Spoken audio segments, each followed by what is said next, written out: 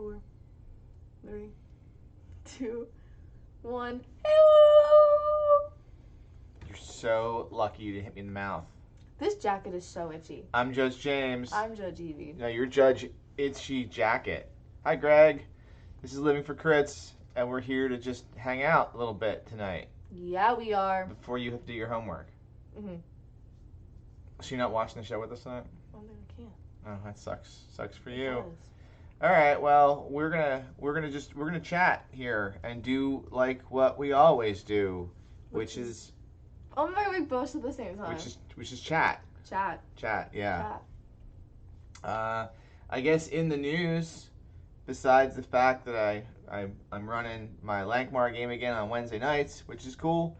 We started Violence for Vodashal this week, and then I think I'm running my Talos game was back yesterday. My D&D 5e Talos game was back yesterday, and I converted the Goodman Games 5th Edition Fantasy Mystery Under the Monastery into a adventure all about a dinner party for my dinner party. Yeah, it really works. If you want a dinner party themed adventure, that one can do it with a lot of editing. It can do it. A lot of little bit. The only other news I got is that if you watch Goodman Games' Twitch channel on Friday, I was on there with Brendan LaSalle, Jen Brinkman, Yeah, and Michael Curtis on the DCC Lankmar 101.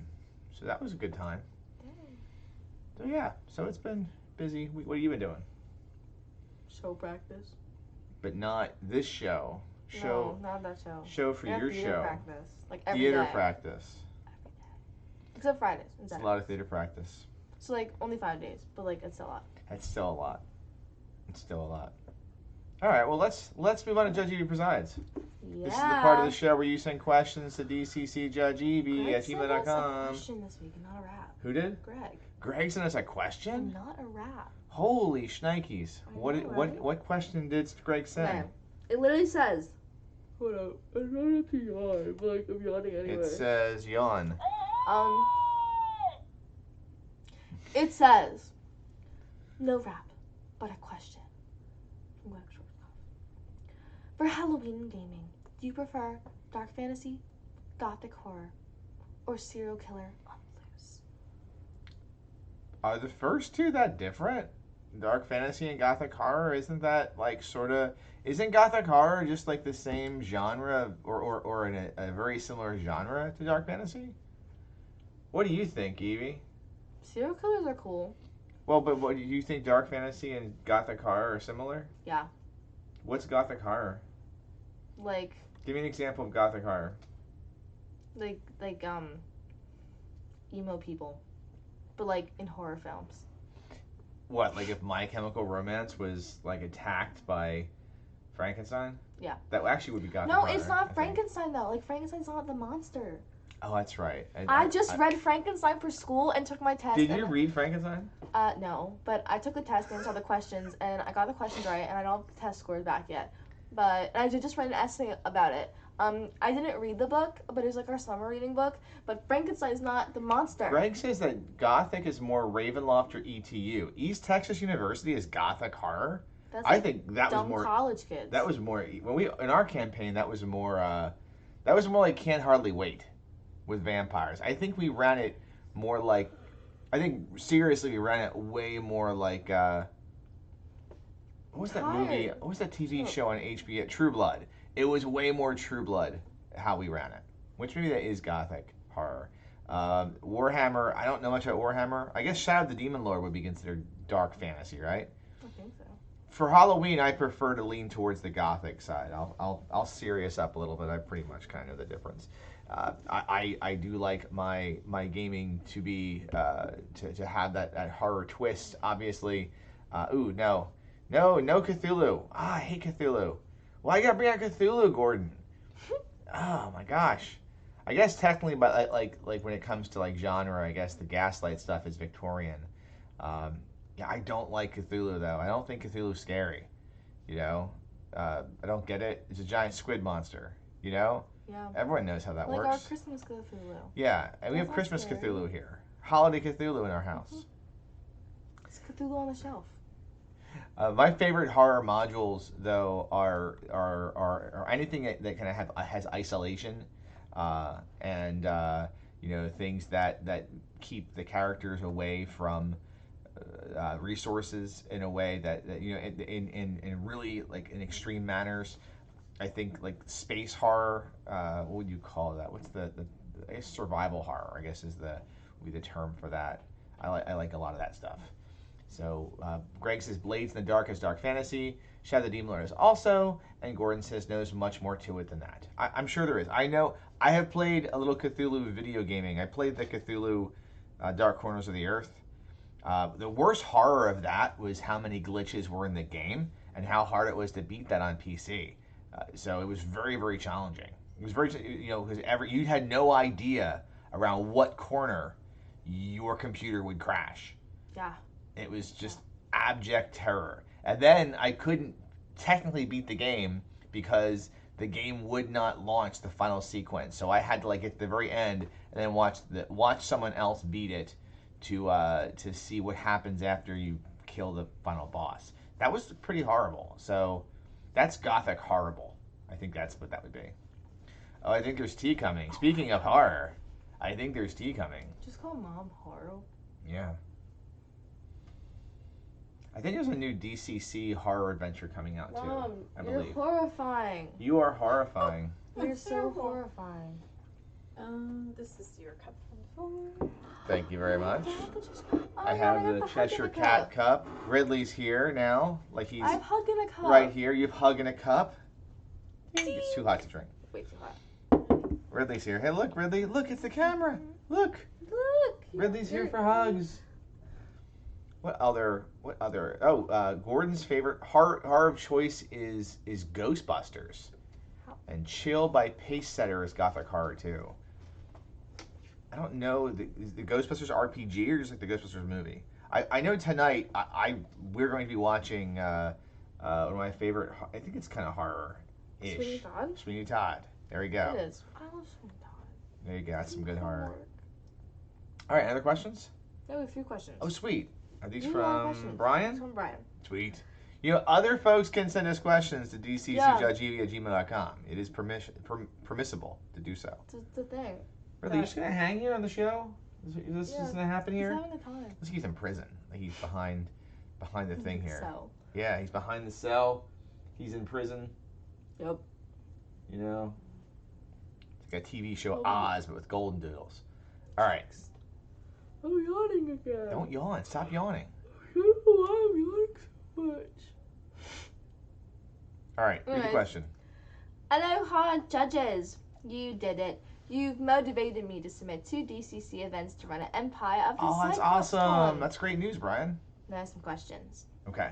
What DCC funnel and level 1 adventure would you recommend running for teens ages 12 and up, or for wallabies? Living in wallabies. Do you know what a good level 1 adventure or level 0 adventure would be? I mean, you always say the same ones. How about things you've played? I don't know the names of stuff I played. You could put them through the clown one. That would be a good adventure. Or Inferno Road. For Inferno Road is not something you can just buy, though. That's well then. But what is the clown one called? Carnival of the Darned. Carnival of the Darned or Carnival of the Damned is you a can't really see it on Twitch. Yes, you can. Is a really great 0 level funnel. So if you've not seen it, it's by David Beatty. Yep. It's published through Purple Sorcerer. So you can, if you didn't know, you can get adventures there too. And it is a really wonderful adventure, especially for the Halloween season. It is killer clowns in all their glory. On like cool topic of Halloween. Yeah, that's great. Wow. Look at the dog. What's he doing? I don't know. That's just so weird. Oh my god, he's festive. I know. He's got candy corn on him. It's like, hey. That's weird. So yeah, that's a good 0 level funnel. The cool thing with Carnival of the Damned is that it's very spooky, very creepy, but there's sort of a carnival games feel to it. So I think that young kids would like it. It was the first tournament that Evie was in, and that was the game that kind of sparked her interest. I didn't win though. You did not sad. win. That's a They good went 0 level fourth funnel. place. I think I'm like 4th place. What was that? You're like 4th or 5th place. You got knocked to 4th place. Yeah. Very quickly. You were in 1st for a while and got knocked to 4th, and then you started to cry. I started crying. Then I went next year though. A good first level module for them. If you want to tie them together, I would go right from Carnival of the Damned into maybe, I think, Escape from the Shrouded Fen, I want to think is first level maybe.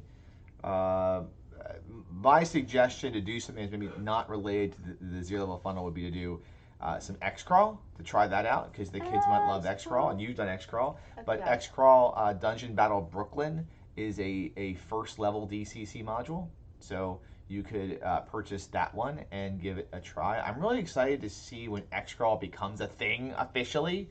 Goodman Games, if you could please make that a thing. I mean, it's officially a thing, but like the new DCC edition of it, you can get the adventures, but to have the full setting would be awesome. So those are some things I would recommend, and Judge Evie recommend. Yeah. Next question. If you're running a DCC adventure convention game or a one-shot, how do you like to introduce a new character when a player dies well before the end? Ooh, I have a great answer to this. Go for it. And every time. Go They come for out it. of a bush. Just no matter what happens, There is always a bush. if there's in a dungeon, That's literally what I do. it's a bush. I kid you not, I just always have them come out of a bush. You're in a bush. You're in a bush. You die, you fold your character into a little tombstone, you put it in a little death pile, and then you the bush. Definitely a way to do it. The bush. That's like a tradition of mine. Another option is the coffin, or the previously unknown room, or maybe it is a member of another adventuring party that got Lost. to the same point, and this is the only remainder of the only remaining Or it's survivor like adventuring party. You walk into a room and there's like a bunch of people like tied up or something, and like the new character is someone that like was tied up. I think the most important thing to do is get that player playing again, because there's nothing worse in a convention than just sitting there and not being able to play and just watching. So don't penalize that player. Remember, character death in Dungeon Crawl Classics should be common.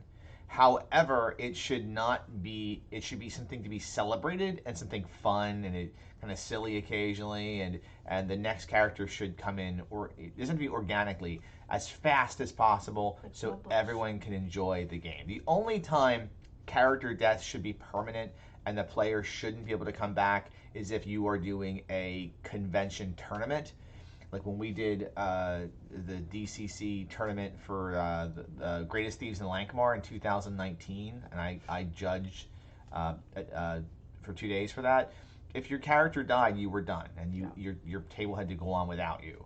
That was I remember when I was in the tournament. That was the year prior to that. Yeah, and I was the last one left. But you guys died. Yeah, after it was like we made like an hour in. Next question. Yeah. Last question. Have you actually faced a Cyclops in DCC or MCC? And if so, how did it go? A Cyclops? I don't know. Well, I don't know if we did. I don't think I've ever used a... Maybe? Maybe? I don't know. I mean, if I was to do a Cyclops, I would probably just reskin an ogre, add only one eye, and have it like an eye beam attack. But I don't know if I've used a Cyclops. Just I put in can't Mike answer that Wazowski. question. Yeah, Mike Wazowski. Was Mike Wazowski a Cyclops, though? He only has one eye. Doesn't mean he's a Cyclops. That means he's a Cyclops All right. now. Okay. Just throw in Mike Wazowski. Throw in Mike Wazowski. Great questions. Any other questions? That's it? Nope, that's it. If you have more questions, send them to dccjudgeevie@gmail.com. If we get enough of these, we'll do an all Judge Evie Presides episodes, and maybe one of these days, Judge Evie will play a role-playing game again. So, like, the topic of the show, guys, yeah, Topic tonight is prepping for the Ren Faire 2022, and this is probably going to be a two-parter, because this week we're talking about prepping for the Renaissance Festival, and next week we're doing the Pennsylvania Renaissance Faire in Mount Joy, Pennsylvania, which is out just north of Lancaster, about an hour from us, and the Ren Faire has always been one of my favorite things to do ever since I was in high school. I remember the first time that I went, it was with, I think, the Sci-Fi Club or whatever in middle school, and it was like such a cool... Club? We did, yeah. It was such a cool experience to go. I think it was with them. I'm pretty sure.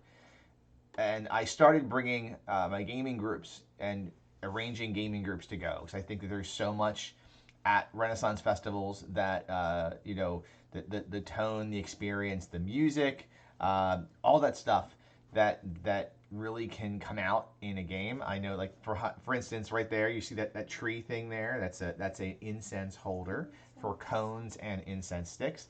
I got hooked on incense. It sounds terrible, but I got really into incense because of Ren Fairs and buying incense at Renaissance festivals. So we'll be doing a lot of that next weekend. But we thought what we would do is so we'll be there for Celtic Fling. This weekend was Oktoberfest.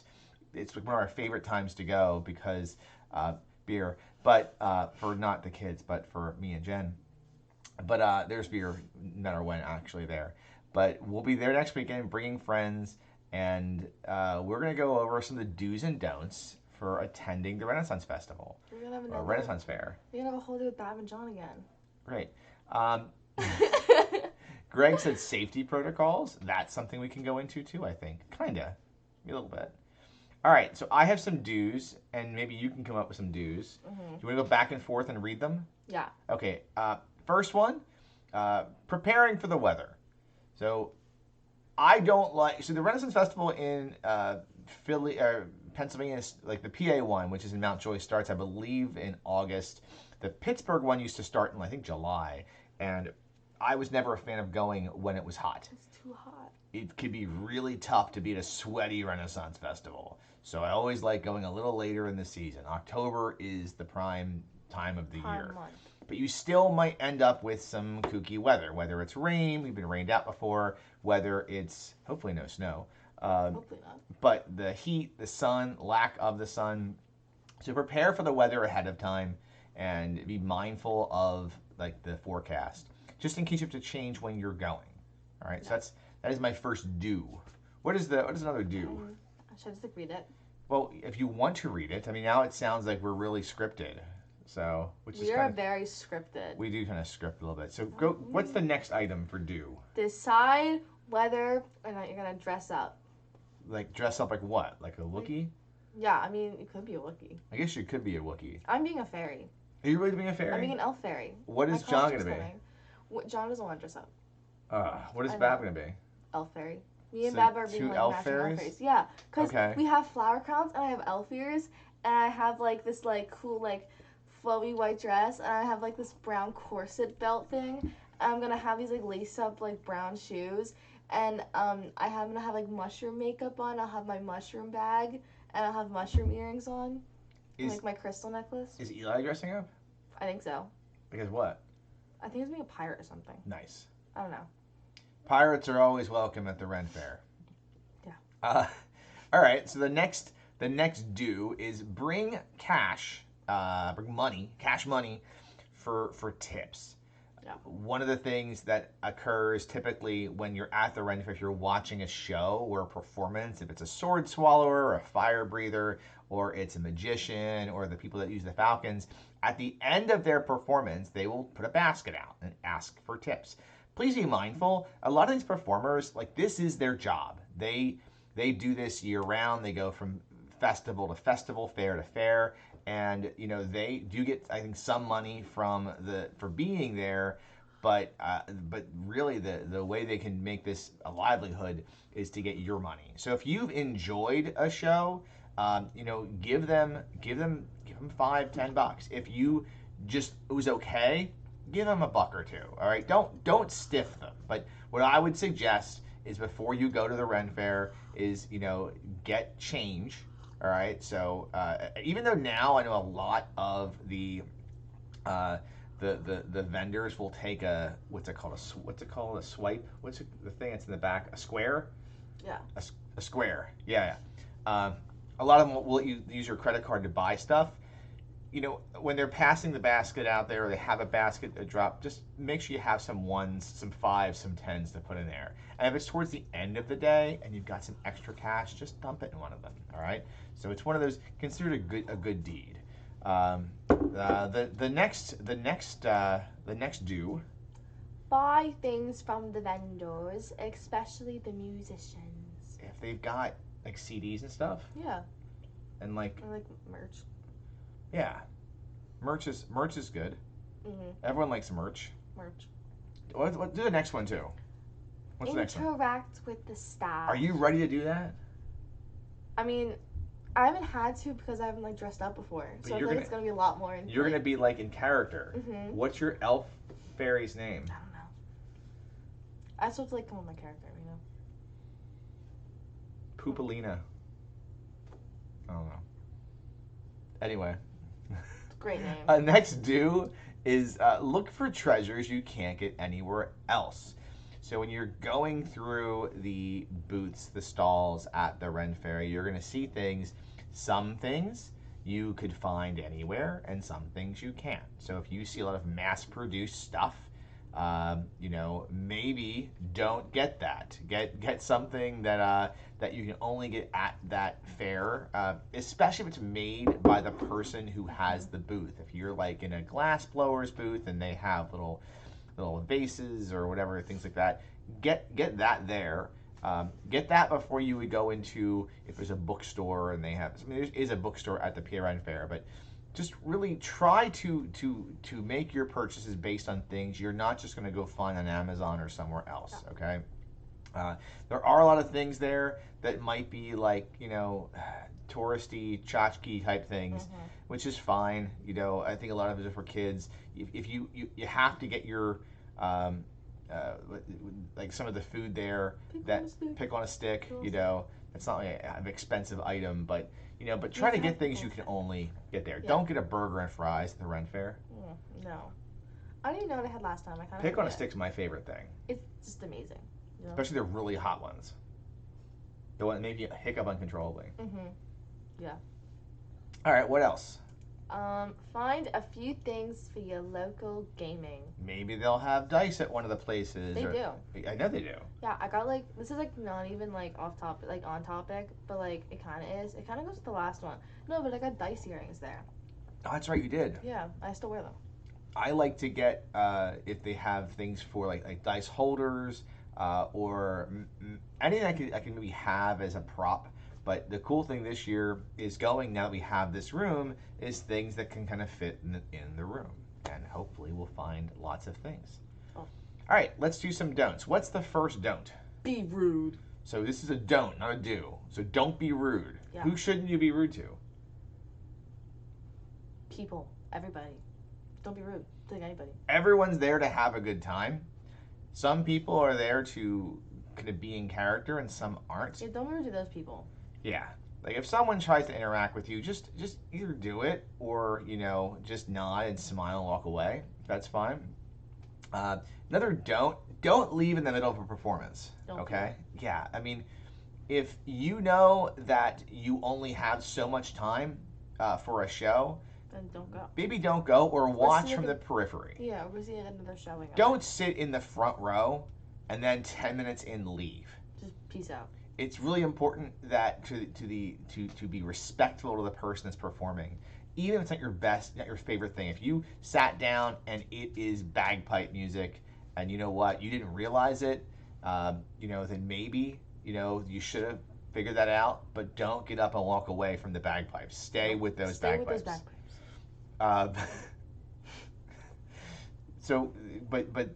It kind of does lead back to a do. Is there's a program guide at the front of every Ren Faire. Get one. Open that program guide up and have an idea of what you're going to. Mine's plan out which shows you want to go to. Yep. And plot that out. If you can get it ahead of time, even better. What's another don't?